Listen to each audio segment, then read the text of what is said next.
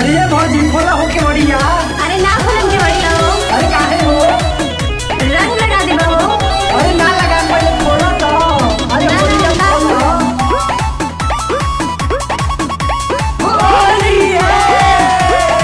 आई बसाल भप होली जुटल बा देवरन के टोली।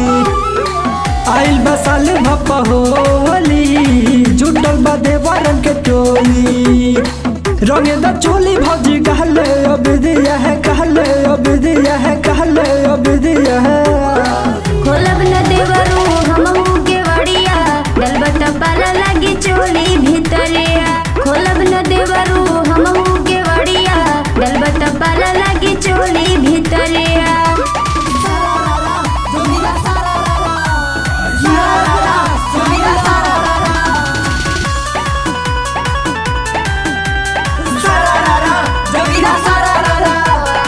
होली के मौसम सुहाना बा भौजी तो देवा सब्जी गाना बा। अरे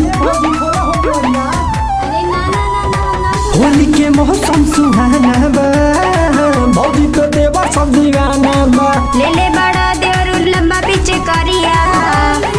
खोलब न देवरू हमहू के बढ़िया डलबट पाला लगी चोली भीतरिया। खोलब न देवरू हमहू के बढ़िया डलबट पाला लगी चोली भीतरिया। अरे जाए तो पाला लागी तो होली है, होली में थोड़ा चलेला। अरे नहीं हो, हमके पानी से बहुत डर लागेला।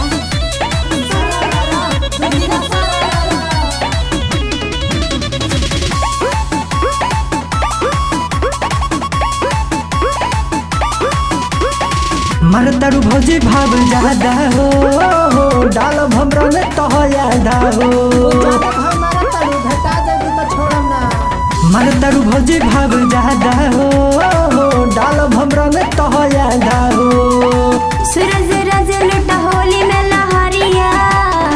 खोलत नी देवरू हमहू के बढ़िया हवन रंग डाला चोली भीतरिया।